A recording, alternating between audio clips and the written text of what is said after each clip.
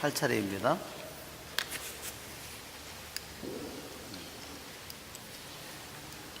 먼저 주님의 기도를 하고 시작하겠습니다.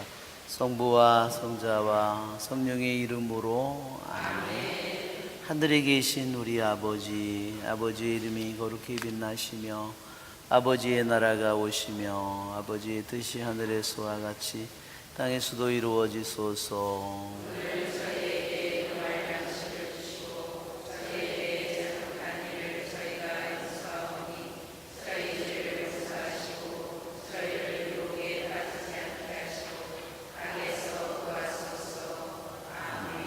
성부와 성자와 성령의 이름으로 아멘. 우리가 한번 7장을 보면 솔로몬이 궁전을 짓다. 지난주에는 성전을 지었죠. 이스라엘이 정말 이집트를 나온 지 480년이 되고 또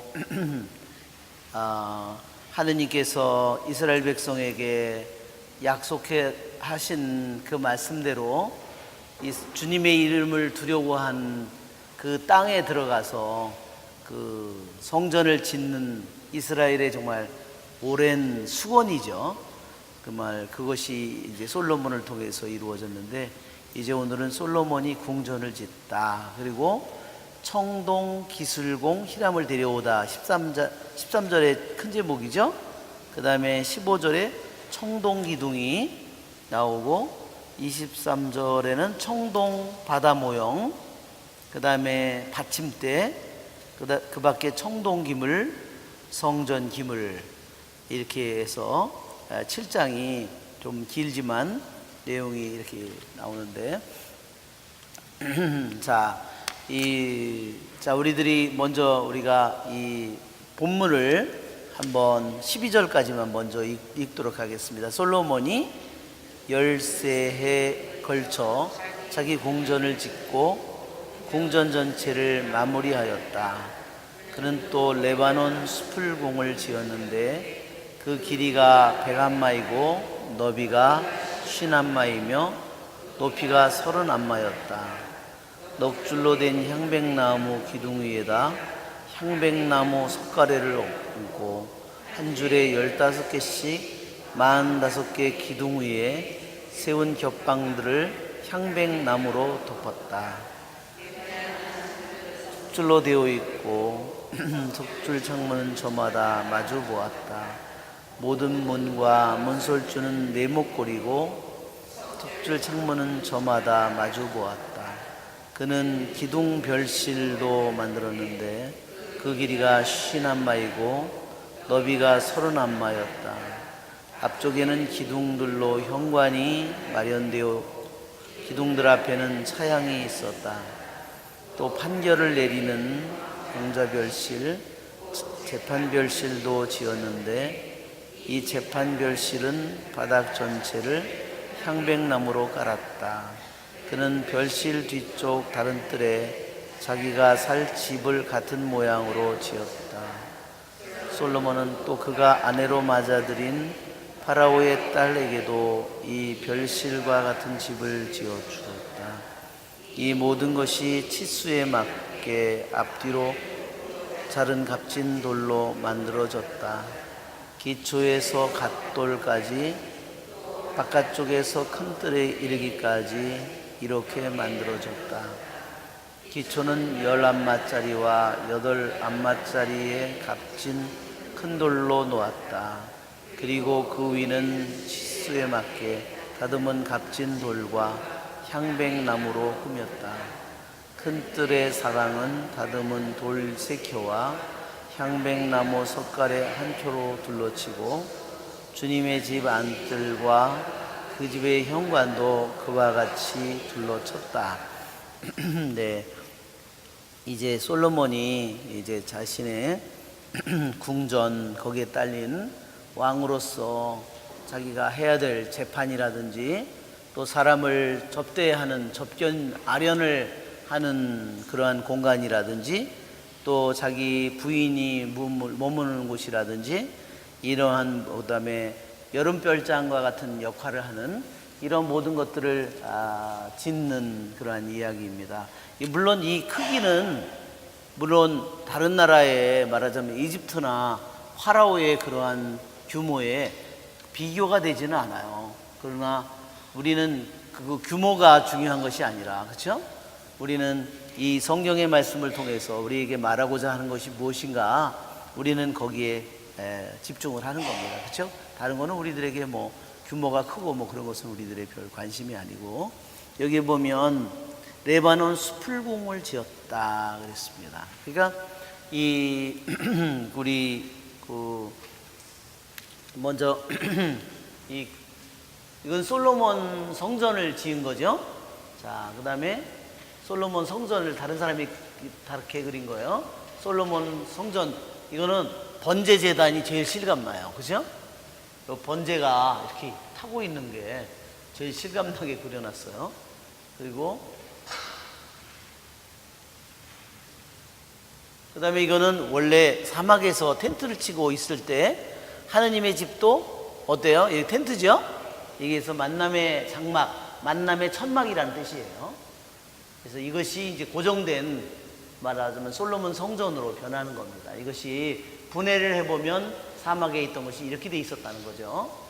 예, 저기에 항상 하느님의 영광의 구름이 저 지성소 위에 여기서도 보면 어디에 구름이 있었냐면 여기에, 이거는 성소고 이 안에가 지성소죠. 항상 이 위에, 계약의 계 위에 말하자면 머물러 있었던 것이다. 영광의 구름이 불기둥으로, 구름기둥으로 있는 그런 모습을 그려놓은 겁니다. 자, 이게 솔로몬 성전이고, 예, 솔로몬 성전이 이렇게 돼서 현관이 있었고, 그렇죠? 현관이 여기에 기둥이 있고, 오늘 이제 기둥이 나오는데, 그 다음에 이렇게 여기가 성소, 여기가 지성소, 올라가는 계단이 있고, 그렇죠? 여기에 거룹이 둘이 있었다고 그러죠. 큰 거룹이 이렇게 날개를 펴고, 네, 이렇게 해서 단면 위에서 보면 이것이 이런 맨 처음에 이렇게 성소에 들어오면 이런 순서로 점점 들어가서 어디로 들어가요? 지성소로 들어가는 거죠. 자, 이것은 시나이산에서 계약을 통해서 만남의 천막이 이때 탄생하는 거예요. 만남의 장막을 내가 보여준 대로 만들어라.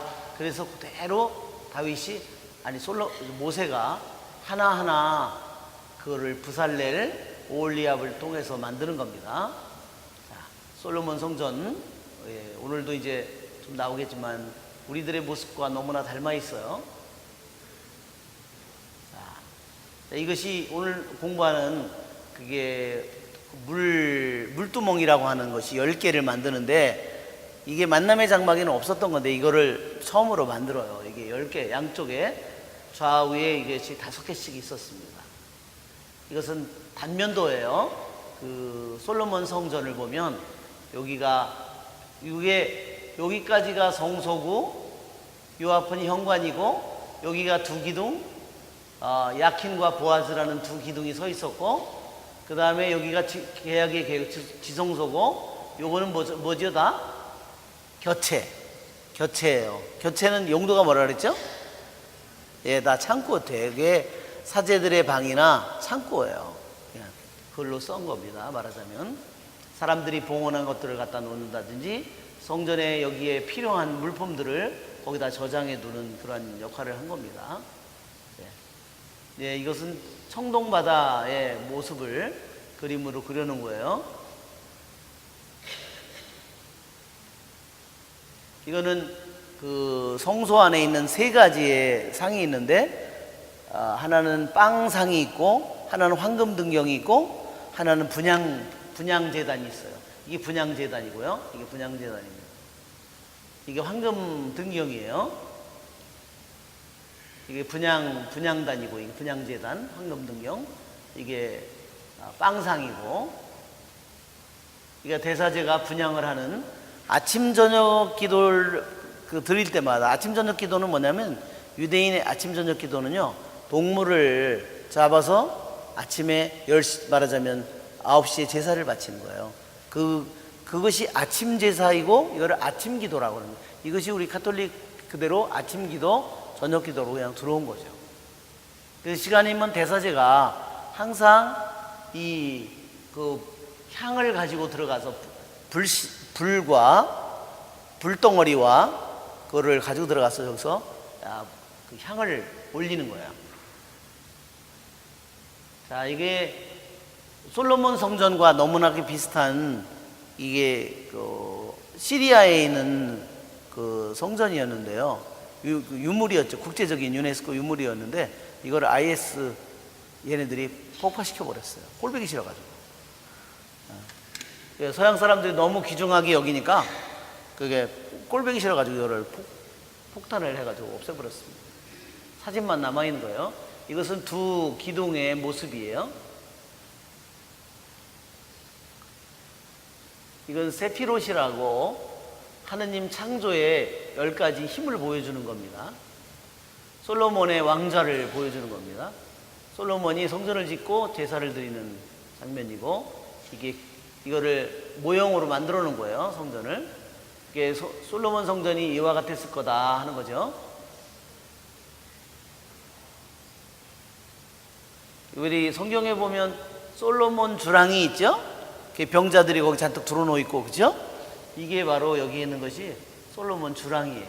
그 주랑이 뭐냐면 이렇게 기둥을 잔뜩 해가지고, 그래서 사람들이 거기서 햇빛이 너무 뜨겁잖아요. 그렇죠? 그러니까 저기서 공부도 하고, 저기서 쉬기도 하고, 저기서 서로 만나서 얘기도 하고, 이런 공간으로, 그리고 그 다음에 예배를 할 때 그것을 지켜보고, 그러한 공간이었다는 겁니다. 예, 솔로몬이 이러한 이제 공사를 할 때 이걸 한 거죠. 예, 수풀궁은 이런 모습이었을 거다 하는 겁니다. 레바논 수풀궁이, 그래서 향백나무 기둥을 15개씩 쫙 해서, 그래서 그 단면도가 오늘 여기 여러분 프린트물에 있죠?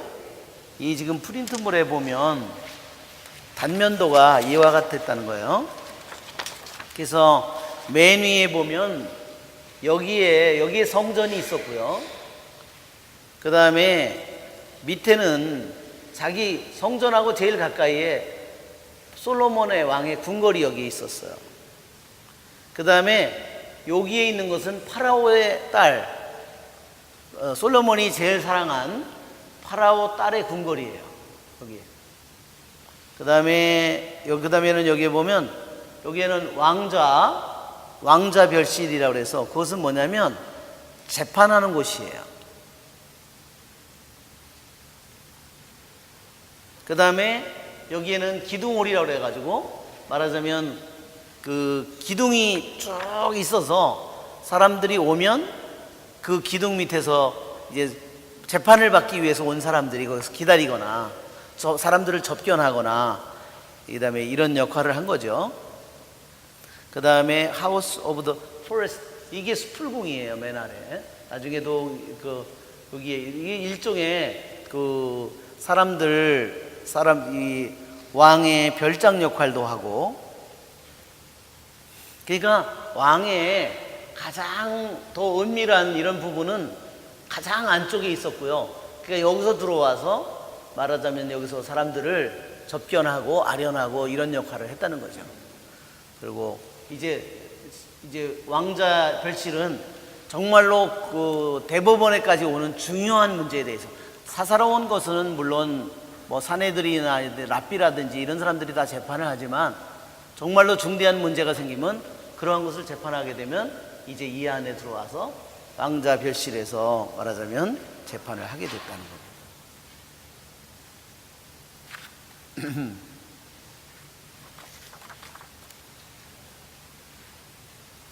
이 레바논 수풀궁에 보면 열왕기상 10장에 보면 거기다가 무기를 만들어 가지고 레바논 수풀궁에 두었다 그렇게 돼 있어요. 그러니까 레바논 수풀궁이 뭐냐면 그게 왕의 처소로 들어오는, 이게 가장 여기 성전이고 이게 제일 안쪽이잖아요. 왕은 성전을 이 안쪽으로 어디로 들어갔겠죠. 여기로 어디로 들어갔거나. 그러니까 제일 안쪽이니까 여기에 무기를 다 여기다가 수풀궁에다 둔 거예요. 예, 수풀궁에 대해서는 왜 수풀궁이라고 이름이 지어졌느냐? 이거는 레바논의 향백나무 기둥들로 향백나무 걸로 통기둥으로다가 저거를 15개씩 쭉 만들었기 때문에 레바논 향백나무 숲 같다는 거죠. 숲같이 보였기 때문에 수풀궁이라 했다. 이런 얘기가 있고,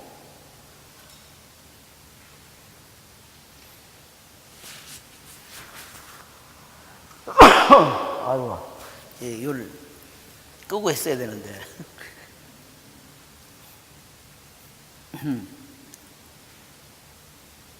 그리고 이제 이 수풀궁은 또한 무슨 역할을 했냐면, 밖에서 아련은 이제 사람들이 들어와서 아련을 하거나 이럴 때 그 들어온 물건들을 다른 나라 뭐 왕이라든지 고관들이 가져와서 물건들을 받아가지고 저장하는 그런 역할도 했다.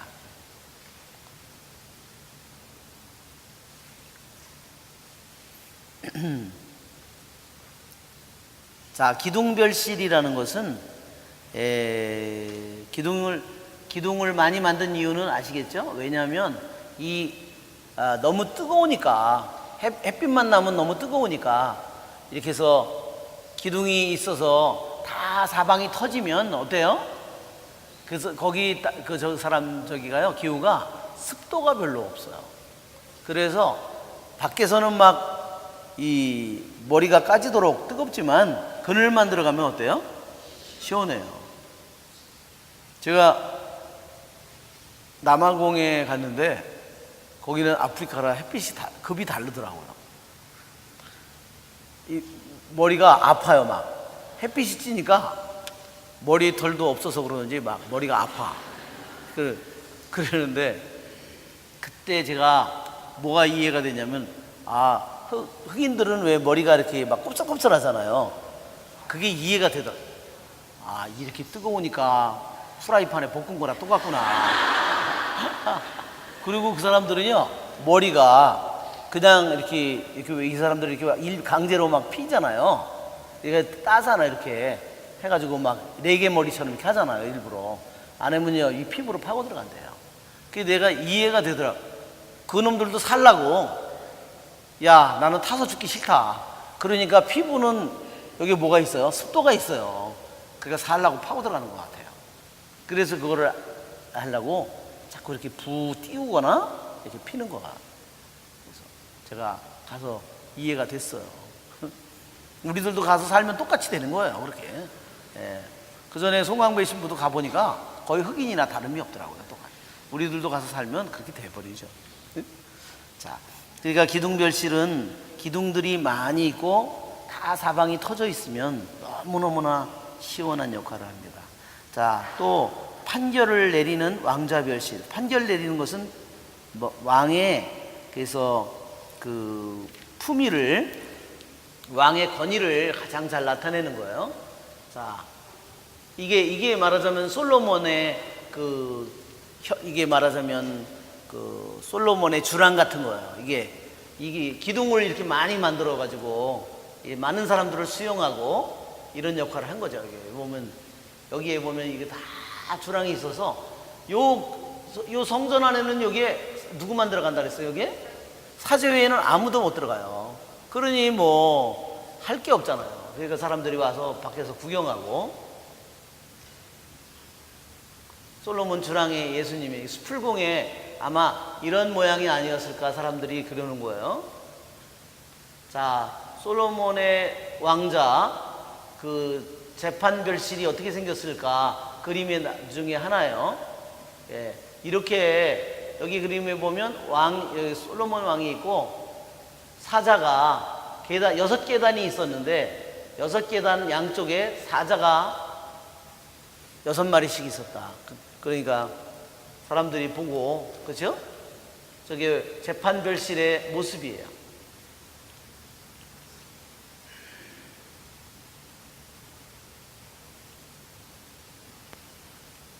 이제 우리가 다 성전이 무너졌기 때문에 우리가 볼 수는 없지만, 이게 이게 그 6계단으로 되어 있어서 이게 양쪽에 사자들이 여섯 마리씩, 그건 그죠? 위험이 대단했을 것 같아요. 그 다음에 재판 별실 바닥 전체를 향백나무로 깔았다. 그는 별실 뒤쪽 다른 뜰에 자기가 살 집을 같은 모양으로 지었다. 그리고 거기에 살집 옆에 또 하렘이 거기 있었대요. 하렘이 뭐냐면 그 궁녀들 약 그 첩이 300이었다 그랬죠. 아내가 700이고 그 사람들이 머무는 곳이 자기 집하고 가장 가까운 집 뒤에 분명히 하렘이 있었다. 그 기록에도 그렇게 그림에도 나오는데 여기에는 그 내용이 나와 있지 않아요. 그냥 파라오의 딸의 집만 했다는 것만 나오고, 이 모든 것이 치수에 맞게 앞뒤를 톱으로 자른 값진 돌들로 만들어졌다.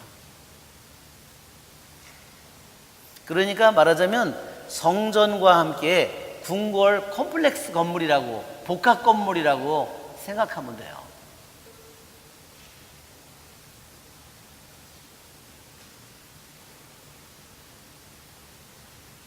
그러니까 기둥을 세워놓고 그 옆에 방들이 또 있었을 것이다 하는 거예요.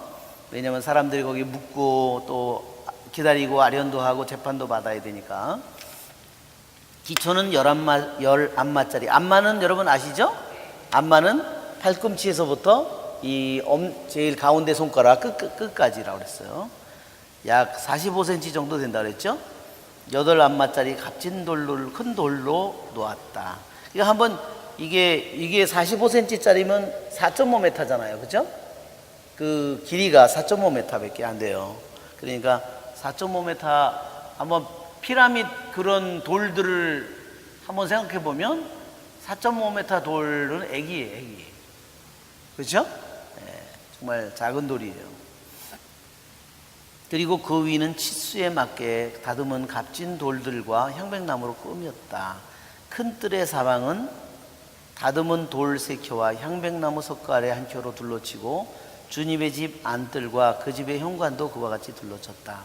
그래서 이 내용이 뭐냐면 그 궁이 무슨 것들이 있었는지 얘기하고, 그 다음에는 끝에 10절에 가서 기초에 대해서 얘기하고, 그 다음에 재료가 뭐였는가 그것에 대해서 얘기하고, 그 다음에 뜰에 대해서, 그 다음에 궁궐의 그 뜰을, 여기서 우리는 솔로몬은 먼저 자신의 궁궐을 지은 것이 아니라 먼저 성전을 지었죠. 그것이 솔로몬이 칭찬받을 만한 일이다. 우리가 학가이서를 한번 읽어보세요. 우리 예언서 중에서 학가이서.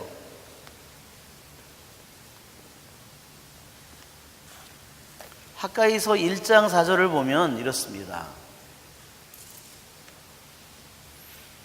1장 1장 2절을 보면 제목이 하느님의 독촉으로 성전 재건을 시작하다. 그죠? 만군의 주님께서 이렇게 말씀하신다. 이 백성은 주님의 집을 지을 때가 되지 않았다고 말한다. 주님의 말씀이 학가이 예언자를 통하여 내렸다. 주님의 집이 무너져 있는데 너희가 지금 판벽으로 된 집에서 살 때냐. 그러니까 이 판벽이라는 게 말하자면 방백나무처럼 그거를 켜가지고 얇게 만든 나무, 그게 그 당시에는 기술로 그걸 키우기가 힘들죠. 오늘날에는 정말 기계가 좋으니까 쉽게 그렇게 하지만, 옛날에 이렇게 판으로 되어 있는 그런 나무 켜가지고 그걸로 집을, 그렇게 자기네 집은 고급집을 지어 살면서도 주님 집을 지을 때가 안 됐다 그러고선 그거를 모른 채 하고 있었다는 거죠. 그런데 주님께서 이렇게 말씀하셔요. 너희가 살아온 길을 돌이켜 보아라. 씨앗을 많이 뿌려도 얼마 거두지 못하고, 먹어도 배부르지 않으며, 마셔도 만족하지 못하고, 입어도 따뜻하지 않으며, 품팔이꾼이 품삯을 받아도 구멍난 주머니에 넣는 꼴이다. 너희가 살아온 길을 돌이켜 보아라. 너희는 산에 올라가서 나무를 가져다 집을 지어라. 그러면 나는 그 집을 기꺼이 여기고 그스로 영광을 받으리라. 너희는 많이 거두기를 바랐지만 얼마 거두지 못하고 집으로 거두어 들인 것조차 내가 날려버렸다. 무슨 까닭이냐? 만군의 주님의 말씀이다. 내 집이 무너져 있는데도 너희가 저마다 제 집 돌보는 데에만 바빴기 때문이다. 그러므로 하늘은 너희에게 이슬을 내리지 않았고 땅은 제 소출을 내주지 않았다. 나는 땅에 산과 곡식에 해포도주와 기름에 밭에서 나는 것에 사람과 짐승에게 그들이 하는 모든 일의 결실에 가뭄을 불러들였다. 네. 그러니까 그들이 애를 무지하게 많이 썼는데도 어때요? 다 축복이 없는 거예요. 이유가 뭐예요? 주님의 집에 대해서는 관심이 없고 자기 살 궁리만 하고 있다는 거예요. 근데 그것은 축복이 없는 삶을 말하자면 사니까 어떻게 돼요? 걔가 아무리 노력을 해도 구멍난 주머니에 넣는 꼴이라고 그렇게 얘기해요. 우리들은 먼저 언제나 그래서 우리가 어떤 사람들은 그래요. 그래서 어떤 사람들은 집안이 좀 어느 정도 여유가 있으면 안정되면 내가 나오겠다고 먼저 주님의 집을 자기 마음속에다 주님의 집을 져야 되는데 그렇게 거꾸로 살면 어떻게 돼요? 요번에 아이가 학교만 가면 끝나나요? 안 끝나요. 학교 간다고. 그죠? 먼저 여기 주님의 집이 무너져 있는데 그랬어요. 다른 거를 앞세우면 주님의 축복이 없다는 겁니다. 솔로몬은 그런 면에서 주님의 집을 먼저 지었다는 겁니다. 또한 동방에서는요, 그 당시 이 근동지방에서는 왕이 궁궐을 갖지 않으면요, 궁궐을 가지고 있지 않으면 아직 국권이 확립되지 않은 것으로 봤어요. 언젠가 저 왕이 금방 무너질지 모른다. 그렇게 생각을 했다는 겁니다.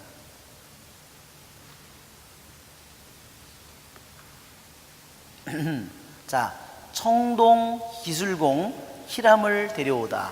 역대기 하권에 보면요, 히람의 이름이, 이 히람은 그 전에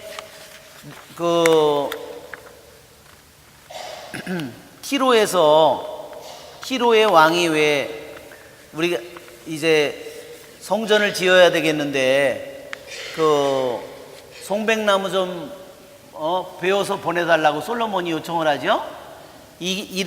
왕의 이름이 티로의 왕의 이름이 히람이에요. 똑같아요. 이름이 똑같아요. 이 기술공의 이름과 히람이 이름이 똑같은데 역대기 하권 2장에 보면 이 사람의 이름이 후람이라고 나와요. 후람.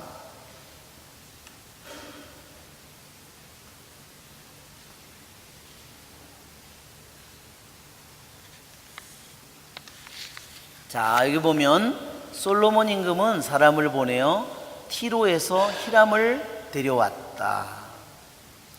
히람은 납달리 지파에 속한 한 과부의 아들로 그의 아버지는 티로 사람으로서 청동 기술공이었다.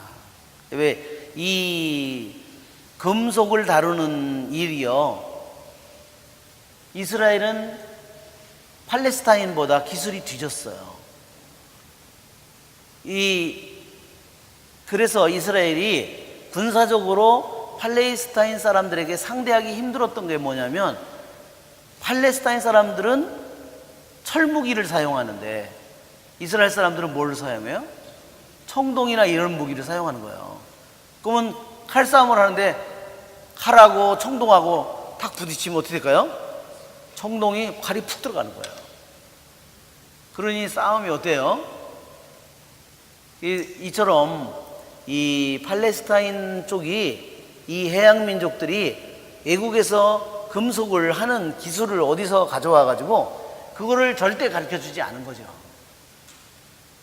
그래서 여기서도 보면 티로도 바닷가죠. 그 바닷가에 그의 아버지는 티로 사람으로 청동 기술공이었다. 그러니까 이 히람 또는 후람은 어느 면에서 그 이스라엘의 사람의 피를 얻었냐면 어머니의 그 피를 통해서 얻은 거죠. 여기서 보면 히람은 납달리 지파에 속한 과부의 아들이라고 그랬는데, 역대기 하권 2장에 보면요, 이름도 후람이라고 나와 있고, 역대기 하권 2장에 보면 12절 14절에 단지파라고 나와요. 이 엄마가 이 과부가 단지파라고. 그러니까 그럴 수 있는 것은 뭐냐면 이 과부가 엄마도 있고 아버지도 있기 때문에, 그렇죠? 그러니까 단지파일 수도 있고 여기에 있는 것처럼 납달리 지파일 수도 있습니다.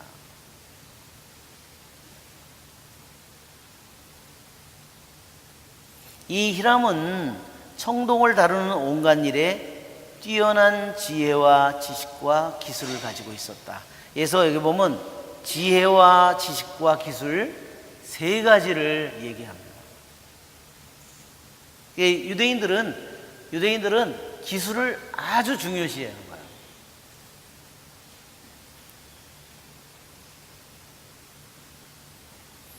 또한 놀라운 점은 뭐냐면 이 기술공 히람이 뛰어난 지혜와 지식을 가졌다고 그러는데, 출애굽기를 한번 보세요. 출애굽기 36장, 탈출기 36장. 예.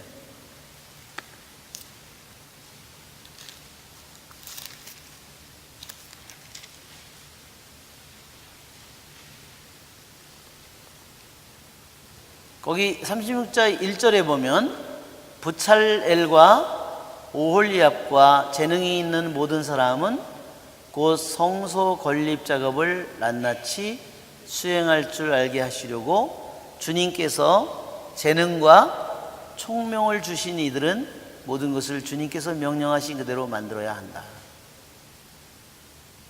예. 여기 나오는 것처럼 똑같이 뭐예요? 지혜와 지식과 기술을 주님께서 또한 주셨다는 것을 의미하고,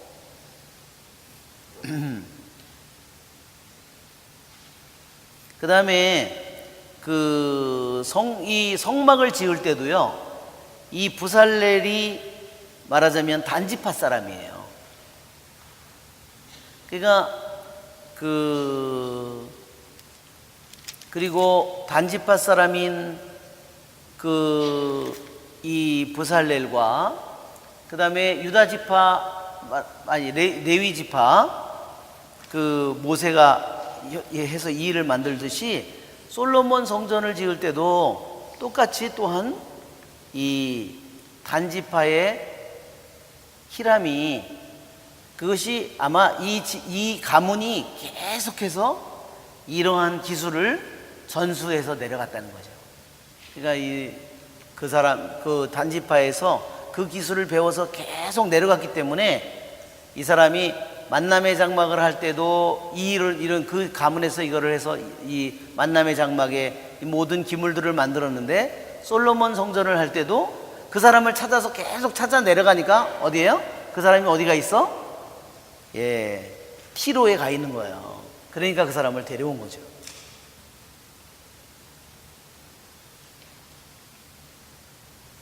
자, 청동기둥.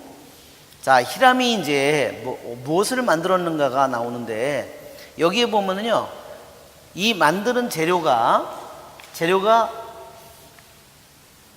우리 여기에는 두 가지밖에 나오지 않습니다. 여기 보면 여기 보면 여기에는 다 계속 나오는 게 청동이에요. 그리고 끝으로 가면 금으로 만든 기물이 나오고요. 그 다음에 곁에나 이런 모든 것을 칠한 것은 다 은으로 칠했어요. 그래서 이 성전에 관련된 것이요, 금과 은과 동으로 되어 있어요. 자,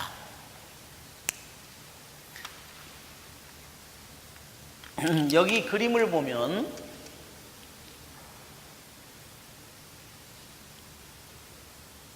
이 기둥도 청동이죠? 자, 이거는 다 금이죠? 이거는 다 금이고, 밖에 있는 건 저기는 청동. 그러니까 뭐냐면 성소 안에 있는 거는 다 금이에요. 성소 안에. 그런데 성소 밖에 있는 것은 다 청동으로 만들었어요.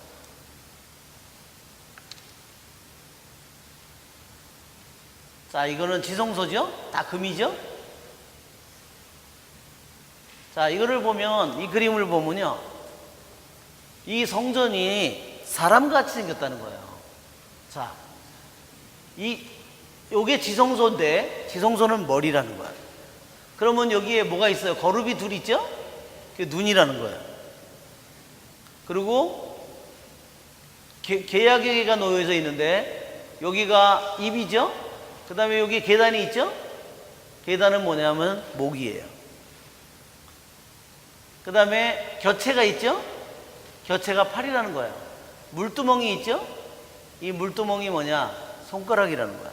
기둥을 아래로 내리면 이게 다리라는 거야. 이 현관이 있는데 이 현관은 뭐냐? 이 골반이라는 겁니다.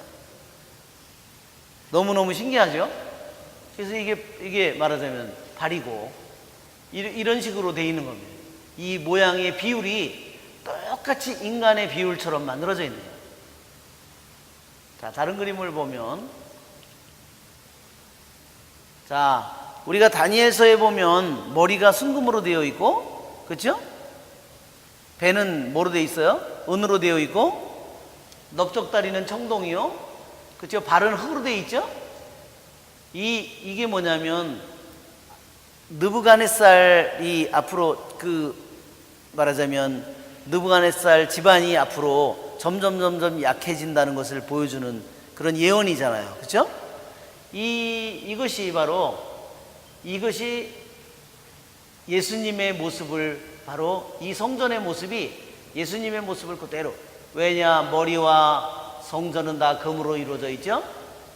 겨체들은 다 은으로 이루어져 있죠? 그 다음에 다리와 다 청동으로 이루어져 있죠? 다리하고 번제제단까지 다 청동으로 이루어져 있어요. 이것이 바로 예수님의 장차올 메시아, 예수님의 모습을, 인자의 모습을, 사람의 아들의 모습을 우리들에게 이 솔로몬 성전이 놀랍도록 보여준다는 겁니다. 자, 청동은, 이 청동 기둥은 성전 앞에, 성전 기둥 앞에다가, 성전 앞에, 현관 앞에다가 기둥을 세워놨어요.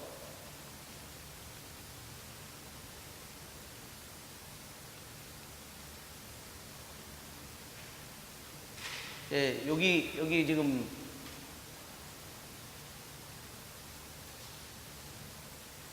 이 기둥이 야킨과 보아즈라는 두 기둥을 했는데, 여기에는 작게 나와 있고, 어떤 그림에는요 이 기둥이 아주 높이 나와 있어요. 약 15m 정도로 되는 것으로 나와 있습니다.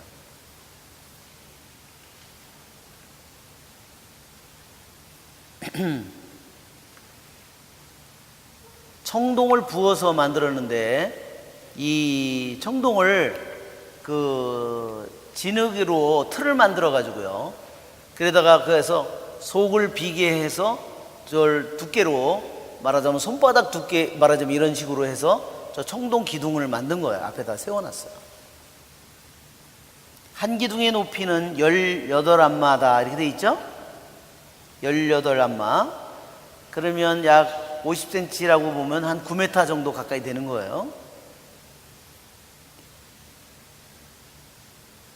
그는 청동을 녹여 기둥 꼭대기에 얹을 기둥머리 둘을 만들었다. 한 기둥의 높이는 5안마, 다른 기둥의 머리도 높이도 5안마였다. 그리고 기둥 꼭대기에 기둥머리를 꾸미려고 격자무늬 금을 사슬 모양 고리를 만들었다. 그리고 꼭대기 기둥머리 덮을 그물 하나에 들어가며 석류를 달아 놓았다. 예, 그림을 보면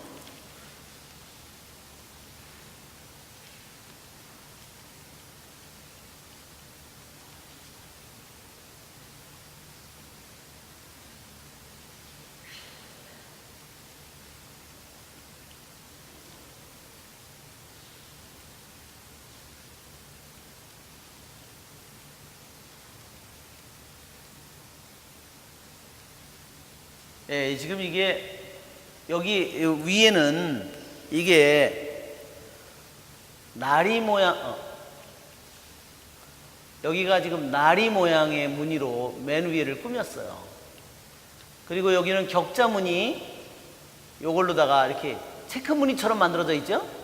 여기가 그게 말하자면 그 격자 무늬, 그게 여기 격자 무늬 그물이에요. 말하자면 그 가는 철사처럼 이렇게 해가지고 그 망사처럼, 그래서 요거를 말하자면 씌운 겁니다. 이렇게 여기를 이렇게 망사처럼 만들어서 씌운 거예요. 격자. 그리고 사슬 모양의 고리, 사슬 모양의 고리도 여기에 이렇게 또 줄로 늘어뜨렸어요. 말하자면. 그 다음에 여기는 석류를 두 줄로 석류를 200개를 여기를 해서 양쪽에 합하면 400개가 있었다.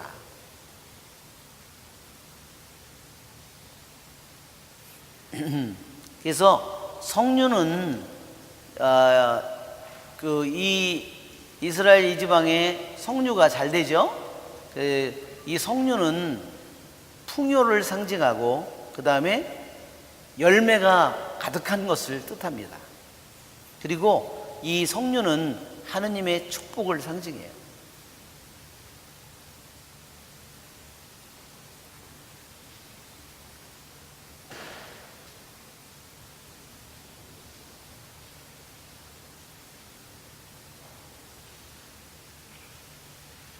자, 기둥은 두 가지가, 기둥의 이름이 하나는 야킨, 하나는 보아즈라고 그랬죠. 야킨이라는 것은 그분께서 세워주셨다, 이런 뜻이에요. 주님께서 세워주셨다. 그러니까 이 솔로몬 성전이 이스라엘 백성이 정말 에집트를 탈출하면서 내가 나의 이름을 둘 곳을 마련하기까지 그렇게 약속하신 그것이 480년이 지나서 그 말씀이 이루어졌다는 거예요. 그러니까 그분께서 이것을 결국은 세워주셨어요. 그리고 왜 그 청사진서부터 어떻게 만들어져야 되는 것부터 모두 다 이미 다 받았잖아요. 그죠? 하느님께. 그리고 하나는 보아즈인데, 보아즈는 그분 안에 힘이 있다, 주님 안에 힘이 있다, 이런 뜻입니다. 주님 안에 힘이 있다. 그 전에 룻기를 공부하신 분들은 오늘 독서의 말씀이 룻기더라고요. 그래가지고 여기 보면 Wherever you go, I shall go. Wherever you live, so shall I live. 뭐 이렇게 그런 당신이 어디를 가든지 저도 거기로 가고, 당신이 사는 곳에 저도 거기 가서 살겠습니다. 그렇게 룻이 얘기하죠. 거기에 나중에 룻의 남편이 누구예요? 보아즈예요. 그래서 영화나 이런 데는 보아즈가 굉장히 젊은 남자로 나와요. 그리고 룻은 한 20살이나 됐을까? 그렇죠? 그 정도인데 보아즈는 제 생각에 제가 63이니까 60 정도 되지 않았을까? 보아스는요, 나이가 되게, 그 성경의 전승에 의하면 나이가 아주 많은 사람으로 나와 있습니다.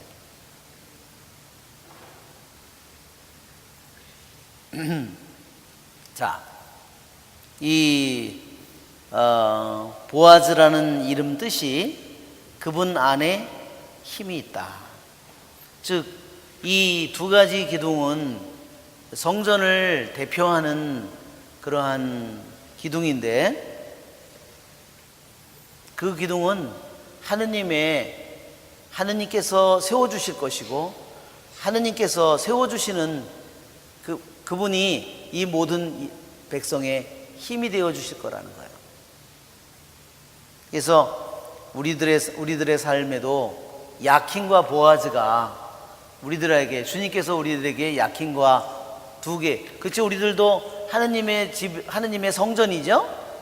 우리가 하느님의 성전이 되어야 되는데, 이러한 우리들 안에도 우리들의 안에 분명히 야킨과 보아즈가 굳건히 서 있어야 된다. 그것은 누가 세워요? 그분이 세우시는 거야. 그분이 세우시고 그분께서 우리들의 힘이 되어 주시고.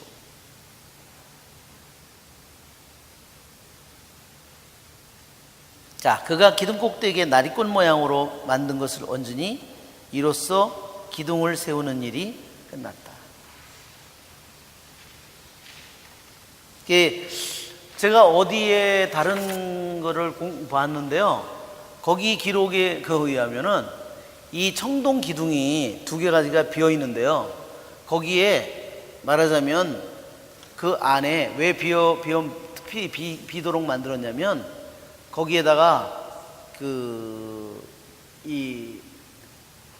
말하자면 쇠줄 같은 거를 거기다 넣어놔서 이게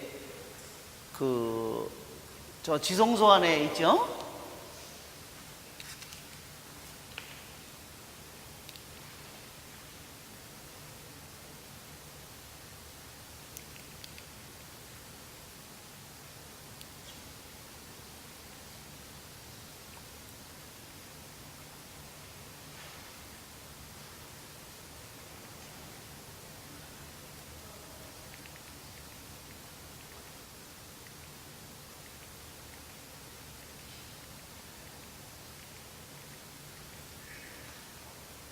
예, 여기에 기둥이 두 개가 있어서 말하자면 그 체인 같이 그걸로 만들어서 이 밑에 계약계가 놓인 받침돌을 저 문을 여는 역할을 했다는 겁니다. 그래서 저거를 끈을 끊거나 그러면 그게 문이 큰 돌이 계약계가 놓여져 있는 큰 돌 밑에 받침이 있었는데 그게 열리면서 밑에 지하 통로가 열리도록 만들어져 있었다는 거예요. 그거를 여는 역할을 하기 위해서 저거를 만들었다는 그런 글을 제가 읽어봤습니다. 자, 청동바다 고영. 이제 청동바다는 우리 성전의 앞에 있는, 이게 청동바다죠? 이게 청동바다예요.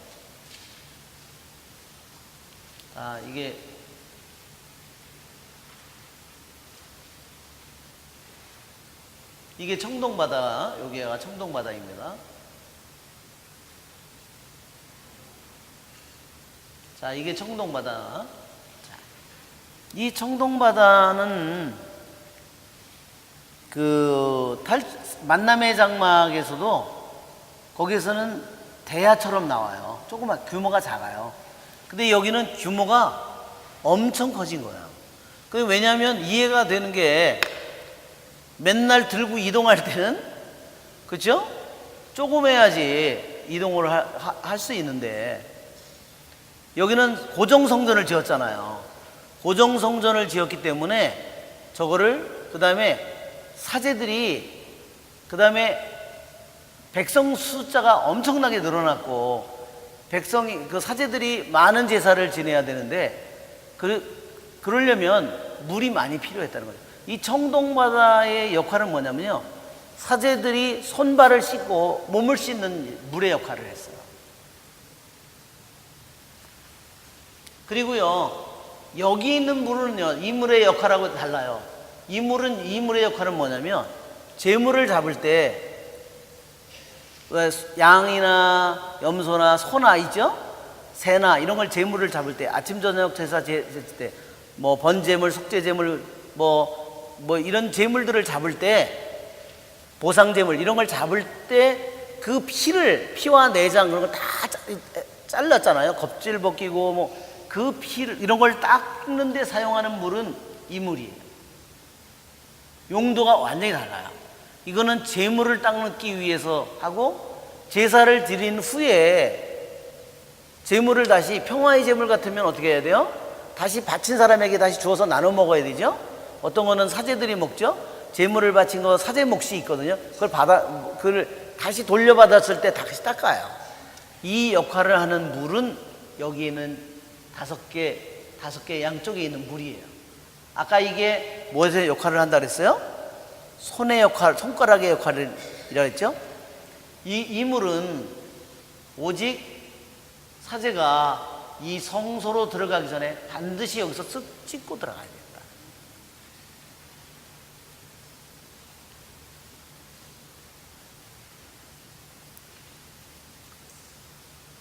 그는 청동을 부어 바다 모형을 만들었다. 이 둥근 바다는 한 가장자리에서 다른 가장자리까지 지름이 11마, 높이가 5안마, 둘레가 30안마였다. 자, 바다는 분명히 아닌데, 그렇죠? 왜 바다라는 이름을 붙였을까요? 그것은 우리에게 홍해 바다를 연상시키는 겁니다.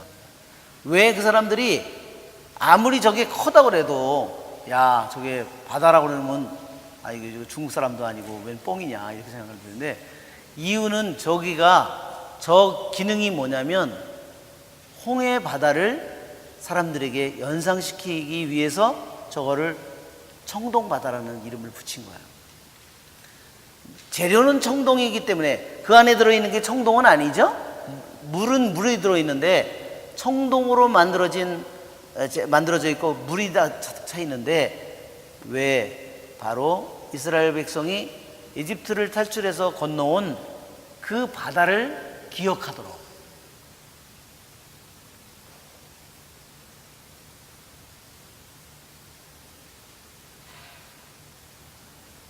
이렇게 바다는 또 못됐죠. 가장자리에 돌아가면서 조롱박들이 바다를 둘러쌌고 바다는 황소 12마리 위에 얹혀 있었죠. 황소는 이집트 사람들이 어때요? 우상으로 섬기던 거죠. 이 황소는 힘을 상징합니다. 또 한 가지는요, 이것이 뭐냐면요, 대사제의 속죄 제물입니다.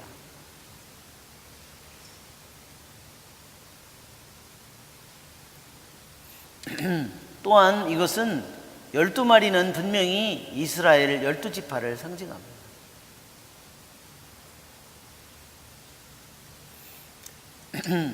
사제들이 만남의 장막으로 들어갈 때 죽지 않으려거든 꼭 몸을 씻어야만 했어요. 탈출기 30장 17절부터 21절입니다.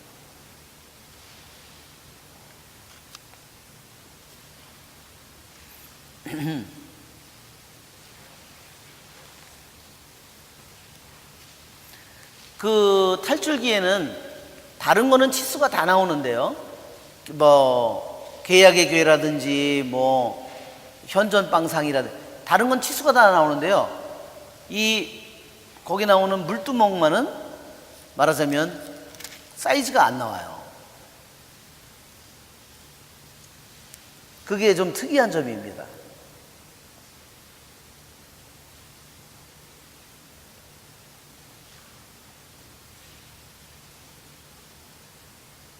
그러니까 우리들이 먼저 이 청동바다에 대해서 아는 것은 분명히 이것이 뭐냐면 이 청동바다가 하나는 뭐를 상징해요? 홍해바다를 건넌 기적을 이스라엘 백성에게, 너희들이 이 약속의 땅에 어떻게 들어왔고 너희들이 지금 이 성전에 어떻게 들어왔는지, 그것은 홍해바다를 에집트의 파라오로부터 너희를 내가 해방시킨 내가 아니었다면 절대로 불가능했다는 그것을 항상 그들이 기억하도록 했다는 겁니다. 그렇지 않으면 너는 이 성전을 들어갈 수 없다는 거예요. 그것이 하느님께서 한 적이고,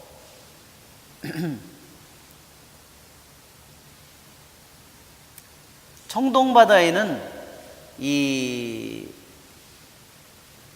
사제가 성소 안으로 들어갈 때 반드시 씻고 깨끗한 상태가 아니면 어때요? 들어가면 어떻게 돼요?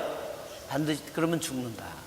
그렇기 때문에 이것을 닦아야만. 그러니까 이것이 어때요? 해도 좋고 안 해도 좋은 것이 아니라 반드시 해야 되는 필수였다는 겁니다. 그래서 이것은 우리들에게 청동바다는 우리들이 하느님의 성전으로, 우리들이 성전으로 들어올 때 우리들도 내 자신이 마음을 씻고 들어와야 된다는 것을 우리들에게 상기시키는 겁니다. 자, 우리 잠깐 쉬었다가, 자, 우리 좀 이것을 보면 하느님께 나아가는 그런 과정이, 처음에 청동은 뭐냐면, 청동이라는 의미가 무엇을 의미하냐면 심판을 의미해요. 청동은 아직, 왜 청동같이 마음이 그렇게 굳고 잘 회개하지 않는 그런 거를 청동과 같은 마음이라고, 그렇게 회개하지 않는 그런 마음. 그리고 그 광야에서 불평을 했을 때 구리뱀을 만들죠? 그것도 심판을 의미하는 거예요.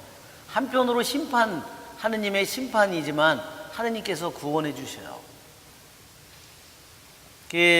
또한 이 청동은 이러한 의미를 가지고 있기 때문에 죄에 대한 사악함에 대한 하느님의 심판을 의미하기 때문에, 하느님께 나아가는 영혼들이 처음에는 성소 안에 아직 들어와 있긴, 만남의 장막 안에, 울타리 안에는 들어와 있지만, 교회라는 울타리 안에는 들어와 있지만 아직 뭐가 있어요? 벗겨져야 될 죄가 너무나 아직도 많이 들어있다는 거예요. 그것을 벗는 그 과정이 이 번제제단과 이 물두멍을 통해서 씻고 다 씻은 정화된 영혼들이 이 안으로 들어가는 겁니다. 그래서 말하자면 우리가 영적으로 보면 정화, 그 다음에 조명, 일치, 이런 이 그림들을 보면 조명, 그 다음에 일치의 이 단계가, 이게 여기가 지성소라면 여기가 성소고, 여기가 지성소고, 이게 성전 마당이에요. 성전 마당. 여기에 뜰이죠. 성전 뜰. 무슨 말인지 여러분 이해가 되시죠? 예? 그러니까 요 그림상에서 여기가 문이거든요. 요 문은 항상 동쪽으로 향해 있어요. 여기로 들어가면 이 울타리 안에 들어왔지만 아직 씻어야 될 많은 것을 가지고 있다. 여기서 번제는 뭐예요? 동물을 잡는 거죠? 그래서 완전히 저것을 다 완전히 분해한다고 그랬죠? 가죽을 벗기고 나서 완전히 다 저것을 분해하고 뼈고 살이고 다 각을 떠가지고 저것을 살라 바친다고 했잖아요. 그러니까 저것은 맨 처음에 나오는 저 번제의 제단은 뭐냐면 저것은 피와 관련이 있는 거야. 죄에 대한 속죄를 의미하는 거야. 핏값을 지불해야 되는 거예요. 그래서 그런 사람은 자기의 전부를 바치고자 해야 속죄가 된다는 거예요. 그 다음에 이제 더욱더 완전히 깨끗해지기 위해서 이제 그 다음에 여기서 씻는 것입니다. 자, 근데 이 씻는 것이 왜 나중에 청동바다라고 했느냐? 바로 이스라엘 백성들이 청동바다, 저 홍해바다라고 하는 것은 죄의 바다예요. 인간이 죽음의 바다예요. 인간의 힘으로는 도저히 건널 수 없는 죄와 죽음의 바다.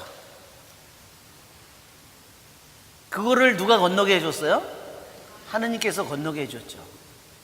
우리들의 스스로의 힘으로는 죄를 다 용서받을 수도 없고, 죄를 다 보석할 수도 없고, 죄를 다 뿌리 뽑을 수도 없는데, 그것을 죄를 다 극복하고, 죄를 용서받고, 죄를 다 이겨내고, 그리고 그것을 건너갈 수 있도록 해주시는 것은 주님이다.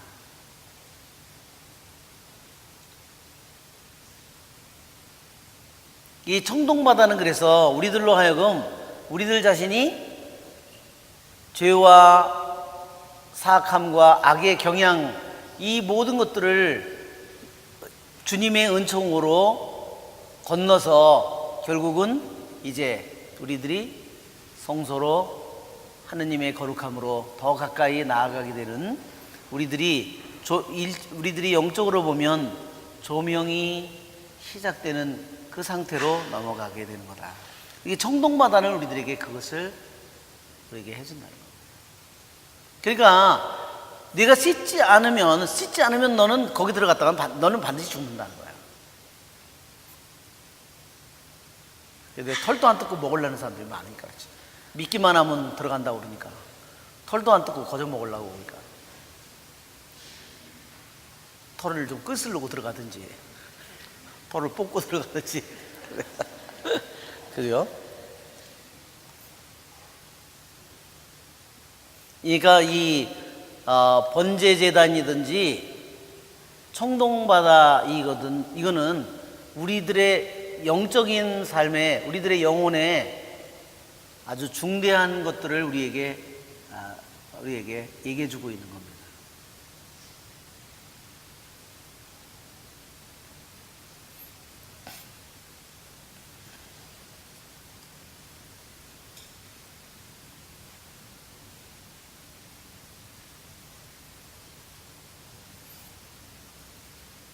그리고 이 청동바다는 죄와 죽음의 바다로부터 인간을 하느님의 은총으로 구원했잖아요. 그렇죠? 그래서 이것이 우리들이 다시 태어나는 것을 또한 보여준다는 거예요. 청동바다가. 그러니까 이때까지는 파라오의 백성이었는데 이제는 뭐가 됐어요? 시나이 산에서 하느님의 백성으로 탄생하잖아요.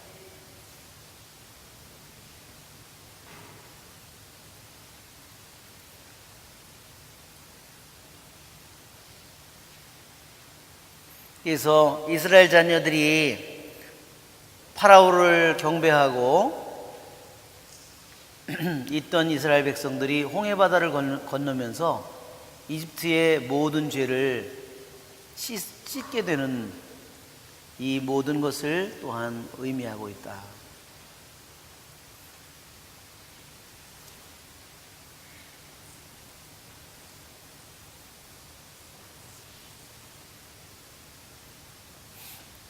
그 다음에 여기 보면 이 유대인의 저기에 전승에 의하면요, 이 청동바다를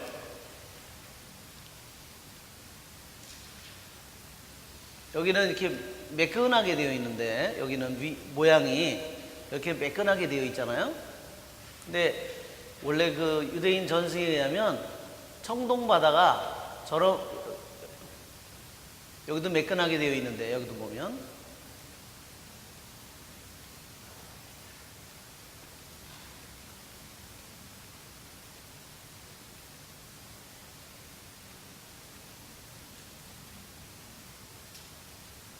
이건 이게 지금 이 그림이죠.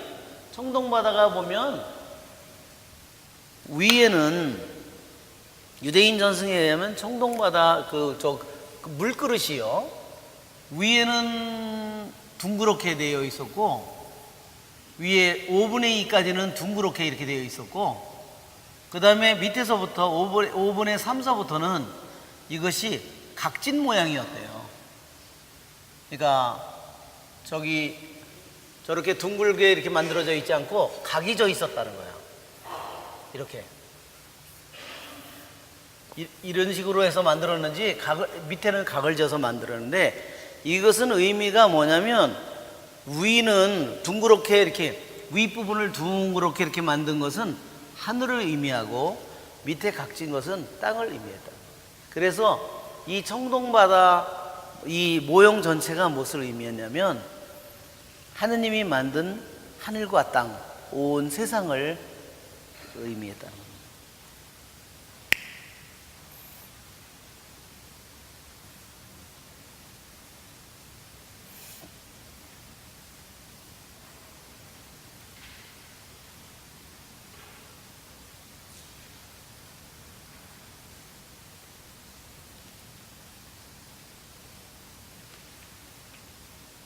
여기에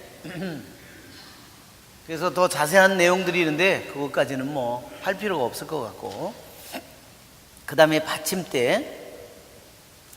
예, 여기 청동바다에 들어가는 물은 물 2,000밭을 받을 수 있다고 하는데 한 밭은 45리터예요. 45리터. 그러니까 2,000밭이면 뭐 제 생각에는 수영장이죠.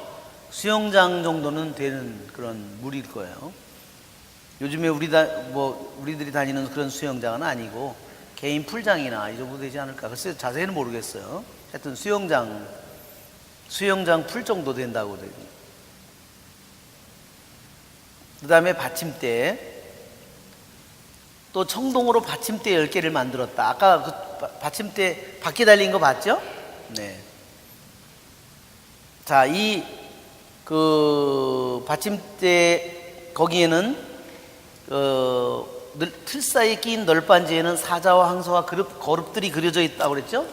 네, 아까 아마 여러분들이 저기서도 봤을 텐데, 요거 지금 여기에 이렇게 옆에 이거를 아마 쇠틀로 만들어 가지고 그 다음에 여기에다가 이 쇠틀을 만들고 나무를 낀 거예요. 널빤지들을. 그러니까 거기다가 거룹이니 이런 것들을 갖다가 사자니 황소니 거룹을 그렸습니다. 뒷살무늬 화환들이 새겨져 있었다. 그러니까 지난번에도 얘기처럼 이 성소 안에, 솔로몬 성전 안에는 이미지들이 어마어마하게 많다는 거예요. 지난번에 했죠? 예, 하느님이 어떤 형상도 만들거나 섬기지 말라고 10계명에 나오는 것처럼, 그러나 경배하는 데 사용하는 이미지들은 얼마든지 허용했다는 거예요. 그렇지 않으면 성전에 아무 이미지가 없을 거라는 거예요. 어떤 이미지도 만들지 말라 그랬으면, 그렇죠? 사자, 황소, 거룹, 야자나무 그 다음에 거룹, 지성소 안에 거룹이 두 가지가 있죠? 계약의 위에 속죄판 위에 거룹이 둘이 있죠? 또 거기에 바닥에 거룹 둘이 날개를 이렇게 펴고 있잖아요. 이 안에 솔로몬 성전 안에 이미지가 너무너무나 가득히 많다는 거예요. 자, 마당에서부터, 그렇죠? 여기에 있는 물두멍도 그렇고 10개의 물두멍, 받침대도 이와 같잖아요. 저 받침대 위에 여기에 물두멍이 있는 거 아니에요, 그렇죠? 여기에 요 위에 물두멍이, 여기에 요거를 그릇을 갖다 여기다 집어넣는데, 이 그릇, 이거는 용도가 뭐라 그랬죠? 재물을 씻는 물로 사용된 거예요. 청동바다의 물은 뭐를 위해 썼어요? 예, 사제들의 손과 발을 성소로 들어가기 전에 손과 발을 반드시 씻어야 됐다. 그래서 예수님께서 베드로에게도 너는 이미 깨끗하니까 발만 씻으면 깨끗하다, 그렇죠? 예. 받침대는 저마다 청동바퀴 4개, 청동바퀴 축이 있었고 4귀퉁이에 물두멍을 괴는 고임대들을 달았다. 그러니까 이 바퀴를 만들어서 아마 재물을 잡았을 때, 말하자면 축일 같은 경우에는요, 대축일이나 1년에 3번의 축일이 있잖아요. 그때는 재물을 몇천 마리, 몇만 마리를 잡았을 텐데, 그때 저거를 평상시는 괜찮지만 저게 필요 없는데, 그런 때는 저 재물을 다 어떻게 할 거예요? 그러니까 저거를 만들었다는 거예요. 그리고 저거를 사람들이 다 날르기도 너무 힘드니까 어떻게 했어요? 바퀴를 만들어서 저것을 굴렸을 거라는 겁니다. 평상시는 뭐 그렇게 큰 저게 없지만, 예. 자, 고임대 아가리, 그 다음에 31절. 예, 여기서는 고임대에 대해서는 뭐 그대로 넘어가도 될 것 같고, 36절에도 그 고임대 받침대 겉면 널판지 위 빈자리마다 거룹, 사자들, 야자나무들을 새겼다. 지난번에도 설명한 것처럼 거룩은 뭐를 의미해요? 하느님을 상징하고 하늘을 상징하고요. 사자들과 야자나무는 지상을 의미해요. 지상의 피조물을 의미하는 겁니다. 세상을 의미하는 거예요. 그래서 이것은 뭐냐면요, 하느님과 세상이 함께 만나는 것을 의미해요. 사자는 동물 중에서 가장 힘센 것이고, 야자나무는요 바로 식물 중에서 말하자면 풍요의 상징이잖아요. 야자나무가 아름다움의 상징이고, 식물 중에서는 야자나무가 가장 아름다운, 사자는 동물 중에서 가장 아름다운 존재고, 말하자면 야자나무는 식물 중에서 가장 아름다운 그러한 나무입니다. 자, 그 밖에 청동기물,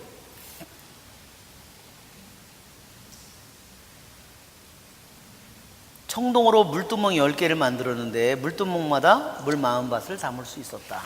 지금 여기 나온 거죠? 저 위에 지금 물두멍이 하나씩 5개 위에 하나씩 가운데에 껴 있어요. 받침대 5개는 주님 집 오른쪽에, 5개는 주님 집 왼쪽에 놓아두었다. 그리고 바다 모형은 집의 오른쪽 남동쪽에 두었다.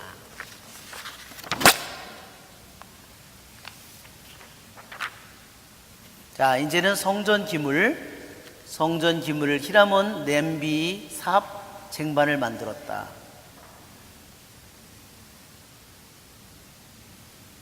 이때까지 한 거를 다시 요약해서 했기 때문에 46절, 임금은 요르단 평야 숲꽃과 차르탄 사이의 진흙바닥에서 그것들을 부어 만들었다.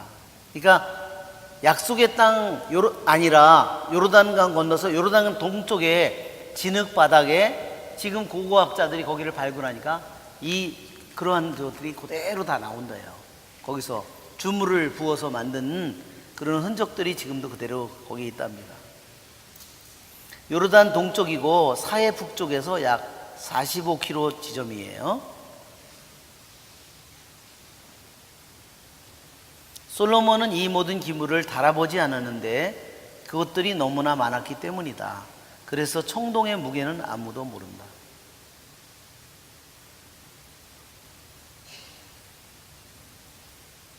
솔로몬은 또 주님의 집에 있는 온갖 기물을 만들었다. 여기서부터가 이제 순금이에요. 이거는 성소의 기물이에요. 성소와 지성소 안에 있는 것들, 요거는 다 순금으로 만든 겁니다. 금제단, 이 금제단은 뭐죠? 분향제단입니다. 제사빵을 차려놓는 금상, 또 안쪽 성소와 오른쪽에 5개, 왼쪽에 5개씩 두는 순금 등잔대, 그리고 꽃장식, 등잔, 부집게. 부집게는 불집게죠. 그 다음에 순금으로 된 잔, 불똥가위, 쟁반, 향접시, 불똥접시, 금돌적이들이더라.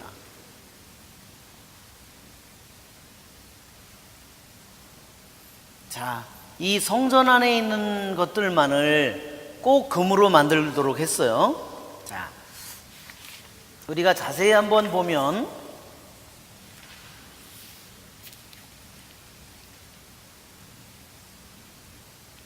즉 여기 마당에서 번제제단을 거쳐서 청동바다에 그 물을 손발을 씻고 현관을 통과해서 여기로 들어오는데, 항상 들어올 때 이 사람들은 자기가 죽을지도 모른다는 항상 생각을 하고 이 사람들이 여기 들어왔다는 거예요.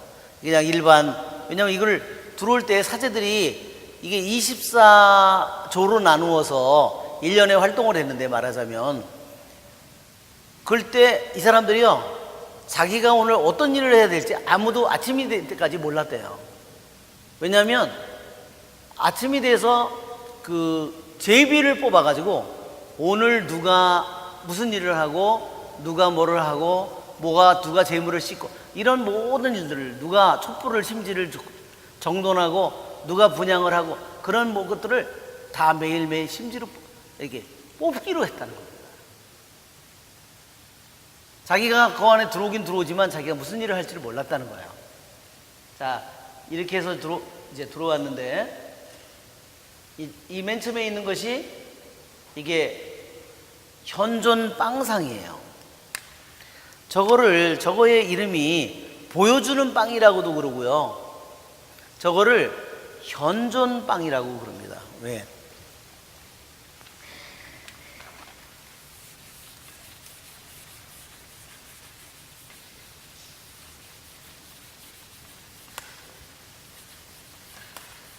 좀 말라가지고.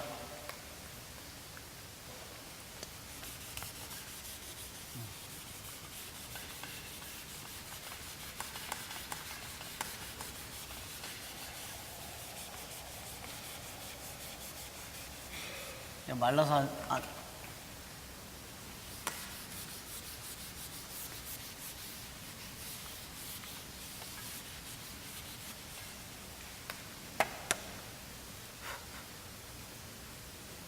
저의 이름이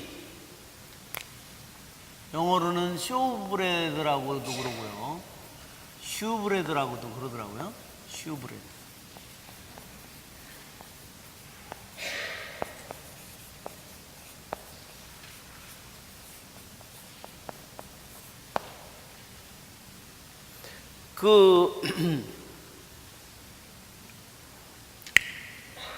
주님 앞에 언제나 이 성소 안에요, 항상 이 빵이 항상 거기에 항상 있어야만 됐어요. 주님 앞에.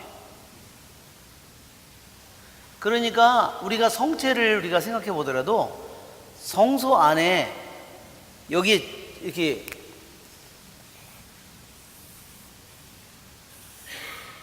여기가 3분의 2, 여기가 3분의 2고 여기가 3분의 1이에요. 여기가 40, 여기 20이에요.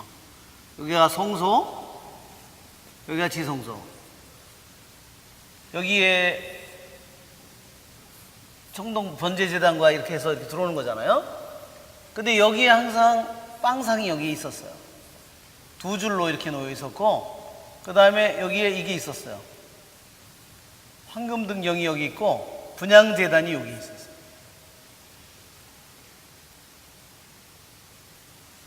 항상 하느님 앞에 이것이 차려져 있었어야 돼요. 항상 거기에 있어야 돼요.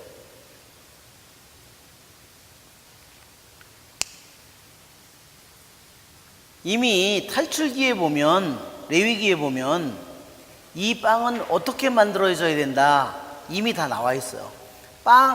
그 밀가루의 양까지 다 정해져 있어요. 2 오메르. 빵 하나가 그러니까 약 5파운드니까 약 2kg가 넘는 거예요. 빵 하나가 그렇게 큰 거예요, 말하자면. 그리고 누룩을 넣지 않은 빵으로. 그 빵이 뭐를 의미하겠죠? 이스라엘의 12지파를 또한 의미합니다.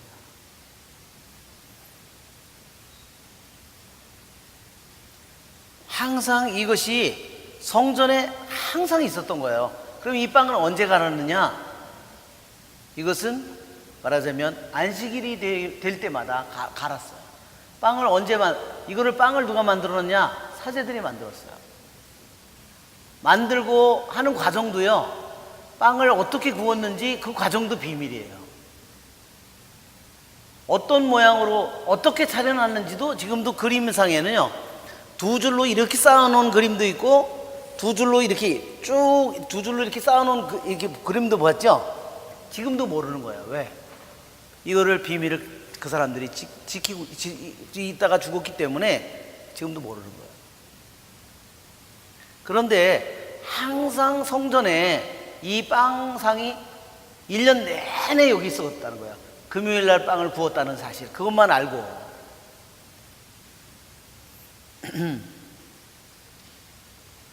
그리고 일주일에 한 번씩 새 안식일이 되기 전에 저 빵을 갈아놨다.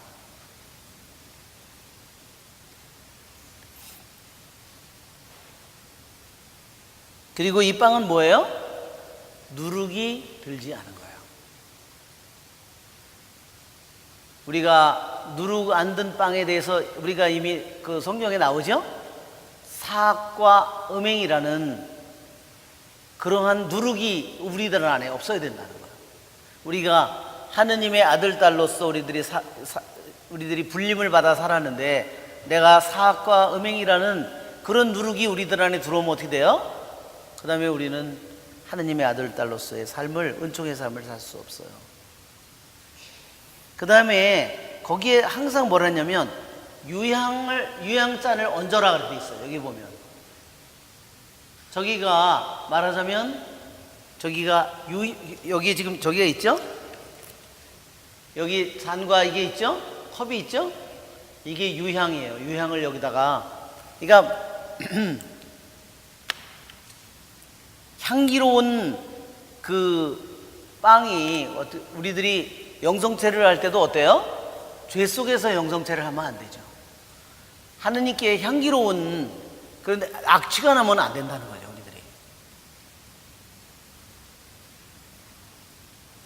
그래서 유향은 또한 무슨 의미를 가졌냐면요, 유향은 나를 기억하라, 이 말을, 이 히브리 말로 자카리, 이런 뜻을 가지고 있습니다. 레위기 24장을 한번 보세요. 레위기 24장.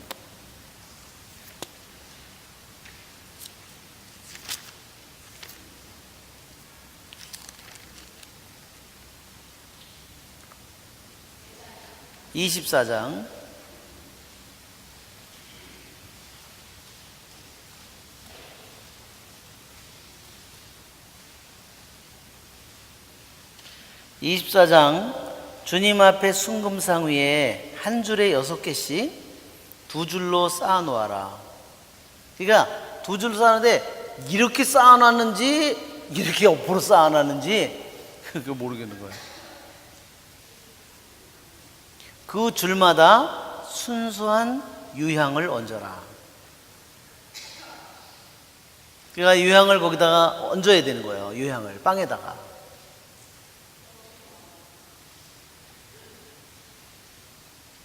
먹을 때 뭐 유향을 같이 먹든지, 유향을 먼저 먹고 빵을 먹든지.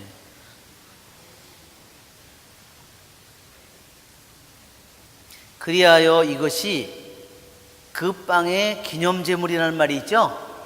예, 이것이 우리가 성체를, 너희는 나를 기억하여 이를 행하라. 이 기념이라는 말이 기억하다는 말이에요. 기억하다, 기념하다. 안식일마다 그것을 주님 앞에 늘 차려놓아야 한다. 이게 주님 앞에 늘 차려져 있어야 되는 거예요. 그래서 이거를 현존빵이라고 하는 거예요. 늘 차려져 있는, 주님 앞에 언제나 이것이 있어야 되는 거예요. 1년 내내. 예, 이 현존빵은 하느님께서 우리들의 생명의 양식이라는 의미예요. 그렇죠? 왜? 이스라엘 백성이 60만 명이, 아니 광야에서 그러면 가족이 2-3명이 있다고 하더라도 200만 명은 될 텐데 200만 명이 광야에서 뭐 어떻게 먹고 뭐를 마시고 살았어요. 그죠? 40년 동안을, 하루 이틀도 아니고. 그죠? 끊임없이 하느님께서 만나를 내려줬죠. 그죠? 말하자면 그들이 금요일 날 양식을 거두어 드린 것으로 보면 토요일 날은 거두어 드릴 수가 없잖아요. 그렇죠? 거두어 드린 거 그 다음으로 보면 어떻게 돼요? 양식이 그 다음 날 먹어도 충분한 양식이 돼버린 거야.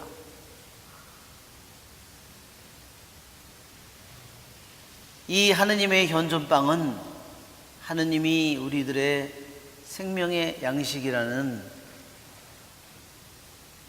그것을 바로 보여주는 겁니다.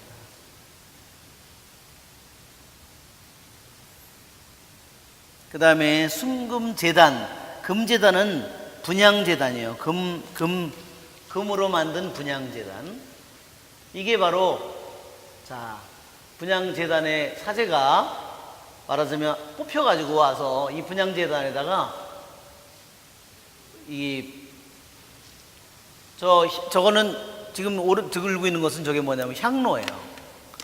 향로에다가 불을 들고 들어오는데, 불은 어디서 가지고 들어오냐면요, 저 마당에 번제제단, 거기에 번제제단은 항상 불이 있어야 돼요. 거기서는 항상 늘 그 불이 타고 있어야 돼요. 그래서 거기서 저 향로에다가, 금향로에다가 불집게로 그 불씨를 담아서 저기다가 해가지고 그 들고, 그러니까 말하자면 그 향로, 우리 향로 마냥 우리 향로가 거기서 온 거예요. 줄이 이렇게 달려 있어가지고, 그래서 그 줄을 붙들고 들어와서, 그러고서 거기다가 한 손에는 뭐를 들었어요? 유향을 한 움큼 집어서, 그래서 들고 와서 불을 거기다 먼저 불덩어리를 여기다 이렇게 붓고, 그 다음에 자기가 가지고 온 그 유향을 또 한 움큼 거기다가 이제 뿌리는 거예요. 그래서 연기가. 자, 이제 그것은 뭐냐면 그것을 뿌리면 향기가 너무너무 아주 좋은 향기가 나겠죠? 그것은 말하자면 향기로운 기도를 의미하는 거예요. 하느님께, 왜 연기가 막 올라가죠? 그 올라가는 것은 뭐냐면 하느님께 올라가는 것을 의미해요. 그리고 향기로운, 우리들의 기도가 순수하고 향기로운 기도가 되어야 된다. 그러니까 너무나 우리들이 이기적으로 순수하지 못한 마음, 이런 기도를 바치면 말하자면 스윗 스멜링이 안 된다는 거예요. 향기가 되지 못한다는 거예요. 하느님께 바쳤는데 향기가 아니라 악취를 바치면 그런 걸 바치는 사람은 없겠죠. 그렇지만 우리가 기도를 할 때 나도 모르게 그렇게 악취가 들어가게 된다는 거예요.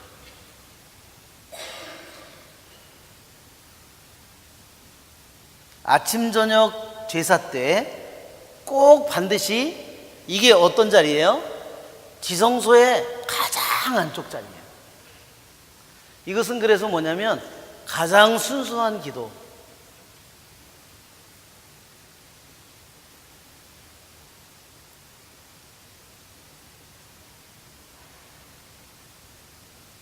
묵시록에도 나오죠? 그 금대접을 묵시록 5장 8절을 한번 보세요. 묵시록 5장 8절.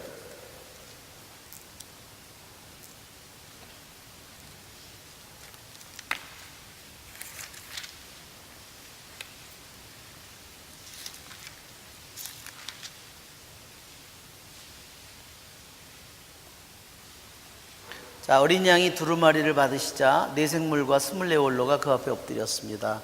그들은 저마다 수금과 향이 가득 담긴 금대접을 가지고 있었습니다. 향이 가득 담긴 금대접들은 성도들의 기도입니다. 예, 금대접이죠. 향을 담는 것은 금대접이에요. 왜냐면 성소 안에 있는 것은 다 금으로 만든 그릇이기 때문에 금대접이고, 이것은 바로 성도들의 기도라고 했어요. 가장 순수하고 아름답고 향기로운 기도입니다. 그래서 우리 언제나 향이 가득 담긴 그러한 그 기도를 여러분 바치시기를 바랍니다.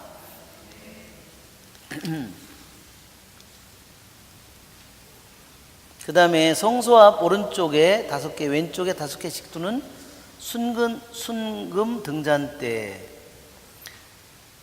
이게요, 다른 성경에는 또한 이것이 순금 등잔대가 하나라고 나와 있어요. 단수로 나와 있습니다. 어떤 데서는 10개가 나와 있고 어떤 데는 하나로 되어 있어요. 그래서 유대인들은 그러면 분명히 하나는 전체가 완전히 금으로 만든 것은 단 하나고, 나중에 완전히 순금이 아닌 것이 9개가 아닐까, 이렇게도 추측을 하고 있습니다.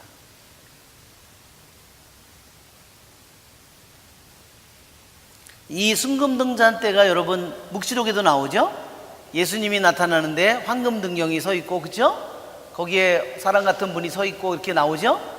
다시 거기에 나와요. 그러니까 이 탈출기에 나오는 만남의 장막에서 나오는 성소 안에 있는 것이 다시 묵시록에 나오는 거예요.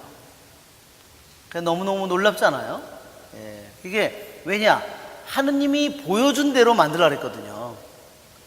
그러니까 하늘 위에 있는 거를 그대로 보고 만든 거니까 그것이 세상 끝날에 다시 하늘에서 만난 거잖아요. 하늘 것이잖아요, 묵시록이. 그러니까 다시 거기에 황금 등경이 다시 나옵니다. 자, 여기에 보면 황금 등경은 이런 모양이 이런 모양이에요. 자, 황금 등경은 이런 모양이에요. 그래가지고 밑받침이 이렇게 돼 있는데 탈출기에 돼 있죠. 이거를 금 한 덩어리로 만들어야 된다 그랬어요. 저걸 망치로 두들겨서 저렇게 만들었다 그랬어요. 그냥 이렇게 일직선으로 된 게 아니라 저게 모양을 보면 저렇게 이 안에 여기 올리브 기름을 담는 잔이 여기 하나씩, 등잔이 하나씩 다 놓여져 있는 거고, 그 다음에 여기에 수많은 이런 장식이 돼 있는 거예요. 이 사람은 이렇게 추측해서 그렸는데, 저렇게, 이거는 현존빵이죠. 이건 옆으로 놓았죠.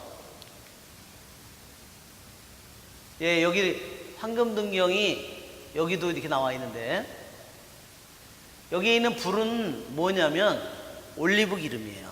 이거는 올리브 기름인데 이것은 직져서 짠 올리브 기름이에요. 말하자면 기계로 갈아서 한 거는 저기 사용을 못해요. 기계로 갈면 더 순수한 기름이 안 나온대요. 찧어서 해야 순수한 기름이 나온답니다. 이 기름도 사제들이 직접 만든 거예요.